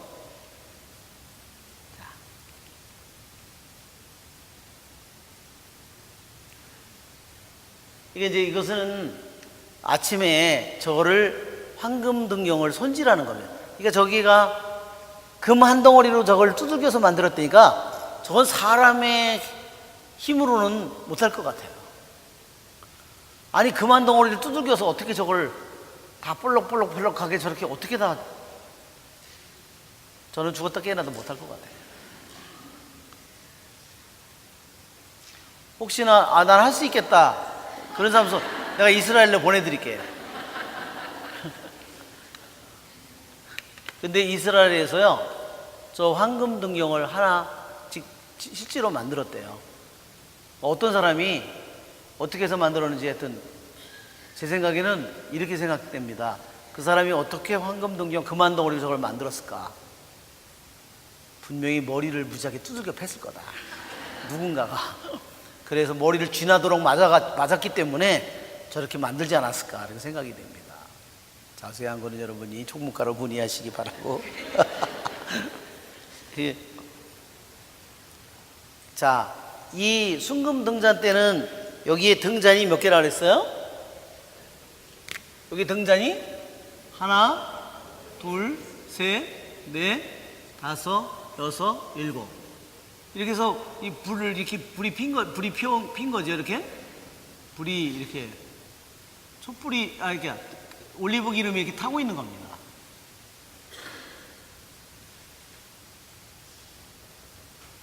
이것은 뭐를 의미할 것 같아요, 여러분? 이것은 하느님의 일곱 영신을 의미하는 것 같아요. 하느님의 일곱 영, 하느님의 성령을 의미하는, 또 예수님을 의미하는 거죠. 그렇죠?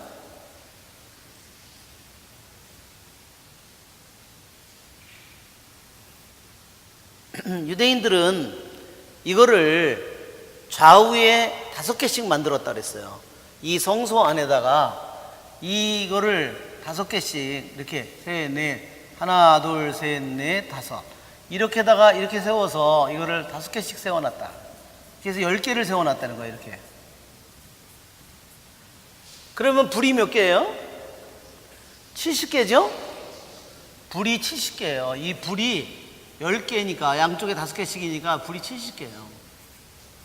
70개의 불이 성소 안에 타오르고 있는 거예요. 그래서 유대인들은 이것을 뭐라고 의미하냐면, 이것은 이집트의 야곱의 아들들이 약속의 땅에 들어간 아들들을 70명이라고 표현합니다.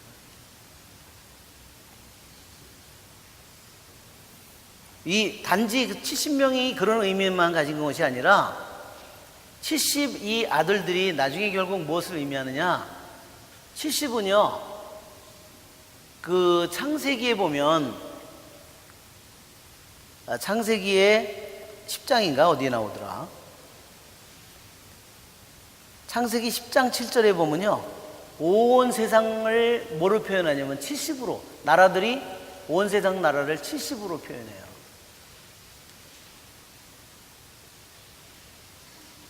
네, 10장 7절.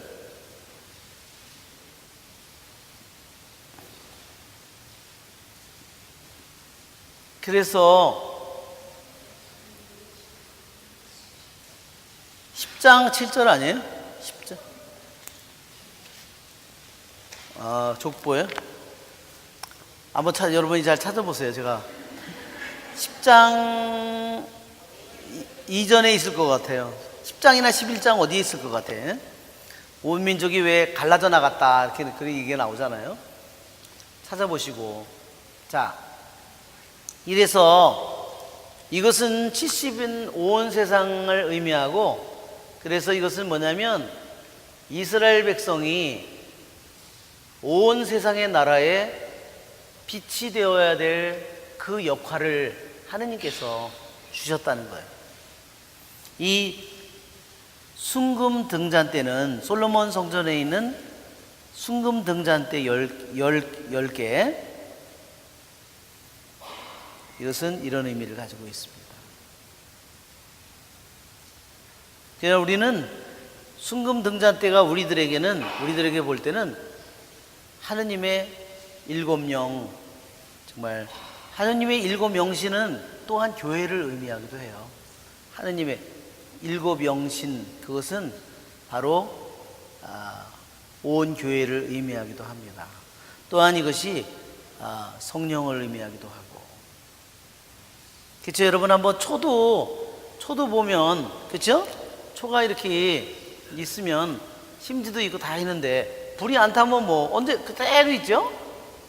그러나 여기에 불을 붙이면 이게 타면서, 그렇죠? 이것은 점점 녹지만 타면서 어떻게 해요? 캄캄한 어둠을 비추어요. 그렇죠? 초로서의 구실을 하게 됩니다.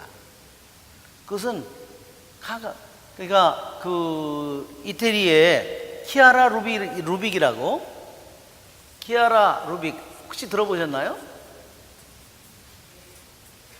이게 포콜라레 운동을 만든 여자가 키아라 루빅이에요. 키아라는 글라라예요. 글라라를 이태리에서는 글자가 안 되는지 왜 키아라라고 하는 지 몰라. 글라라 그래야 되는데 키아라 가서 보니까 이상하게. 근데 이 여자가요, 말하자면 고등학교 졸업하고 말하자면 자기가 나가서 대학교를 가든지 뭐를 이런 걸 할 때쯤 됐는데요, 전쟁이 난 거예요. 한참 꿈에 부풀어 있는 나이인데 세상에 나가서 뭘 하려고 그런 나이에 전쟁이 났어요, 이태리에. 그래서 매일 하는 일이 뭐냐면 언제 자기가 죽을지, 혹독에 언제 죽을지 모르는 거예요. 맨날 비행기들이 와서 습격을 하니까, 공습을 하니까. 그러니까 시민들이 다 하는 일이 뭐냐면 이 학생들이 전부 다 초 하나 들고 방공으로 들어가는 거예요. 그리고 성경 한 권 들고. 그리고 왜? 언제 죽을지 모르는데 돈 가져가도 소용없고 아무것도 소용없으니까 초 하나 들고 성경 하나 들고. 그래서 그 안에 들어가서 캄캄한데 다 불 켜면 어떻게 돼요? 그게 폭탄 맞죠? 그러니까 불 다 끄고, 그러니까 거기다가 촛불 하나 켜고 성경을 읽는 거예요. 그러면서 완전히 변해버립니다. 자기가 이때까지 꿈꿨던 모든 것들을 다 버리고, 그래서 이러한 포콜라레 운동을 하게 된 거예요. 맨날 묵상지 나오잖아요. 매일매일 그 하는 묵상지가. 근데 그 캄캄한 어둠 속에 있을 때 그 초가 자신의 역할을 하잖아요. 그렇죠? 우리들이 이 초는 우리들을 자신을 잘 보여줍니다. 우리들도 촛불이 꺼지면 어떻게 돼요? 후 해서 꺼져버리면 어떻게 돼요? 그 다음에는 우리는 그냥 그들이 얼을 거두시면 그들은 숨져버려 티끌로 돌아가고, 그냥 몸뚱이 하나 그냥 썩어버리고 그냥 그걸로 끝나는 거 많은 거잖아요. 그러나 저 촛불이 끊임없이 타게 될 때 자기의, 말하자면 밀알 하나가 썩는 것처럼 이 역할이 초가 탈 때 우리들은 이 똑같은 역할이 이루어지는 겁니다. 그래서 이 순금 등잔 때는 우리들 자신의 인간의 영혼을 가장 우리들 자신을 잘 보여주는 표상 중에 하나입니다. 자신을 희생하지 않고 사랑이라는 것은 절대로 이루어지지 않습니다. 그렇죠? 정말 순수한 사랑은 자신을 희생하고 버리지 않고서는 절대로 순수한 사랑이 되지 않아요.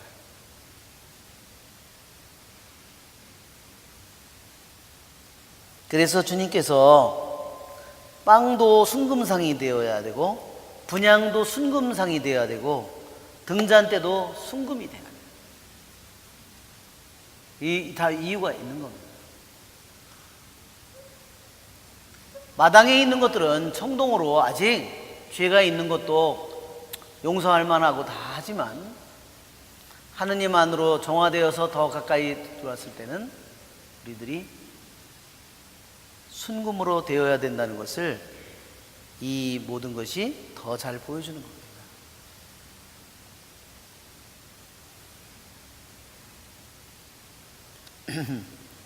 자,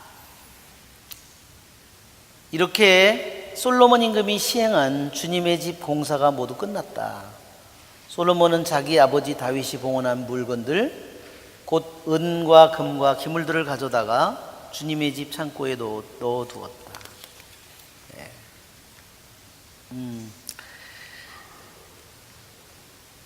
그래서 제가 좀 빨리 했지만, 그래서 금은 가장 정화된 영혼을 모습을 의미하고, 은은 특별히 구원과 의미가 있어요. 은. 그래서 왜 구원의 속량 할 때 은전을 지불합니다. 은전 30잎을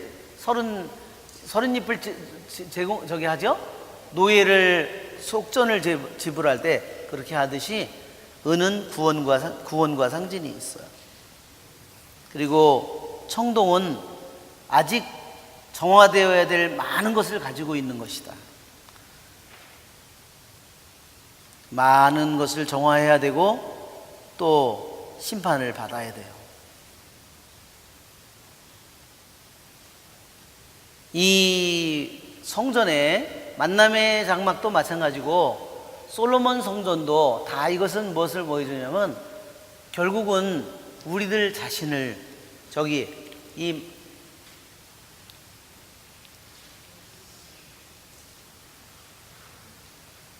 우리는 이 세피라에 대해서는 제가 시간을 아끼기 위해서 세피라는 하지 않았는데, 지금 이게 만남의 장막 솔로몬 성전의 저기잖아요. 위에서 본 솔로몬 주랑 수풀궁,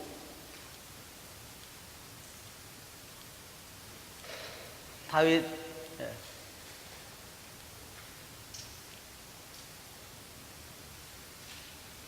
앞에 있나 봐요.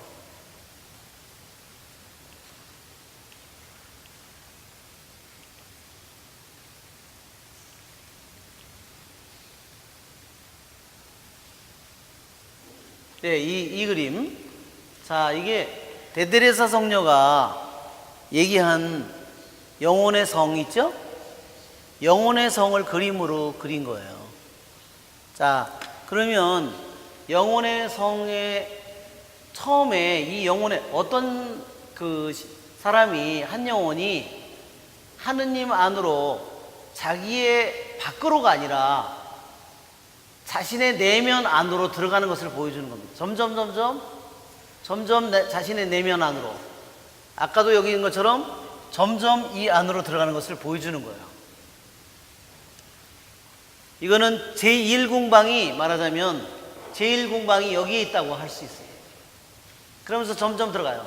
여기는 아직도 뭐예요? 세상과 있고 세상의 모든 것들이 열려져 있는 그런 거죠. 이 만남의 장막이든 솔로몬 성전이든 결국은 다 이 모든 것들이, 이 구조가, 만약 지성소에 가서 계약의 궤가 있어서 하느님의 영광이 거기에 있고, 그렇죠? 우리는 마당에 아까도 있는 것처럼 그림 우리들은 아직 마당 밖에도 있을 수도 있죠. 아까 그 천막 울타리 밖에 이 울타리 밖에 있을 수도 있다는 거예요. 우리가 내 마음은 항상 울타리 밖에만 내돌아다닐 수 있죠.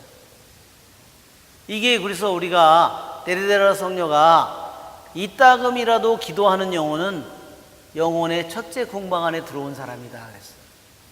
그러나 이따금 자기 안으로 들어오지만 자기의 온통 마음은 어디가 있어요? 에사오 마냥 세상의 모든 데에 온통 마음이 가 있는 영혼이에요. 자, 영광이 성부와 성자와 성령께 성부와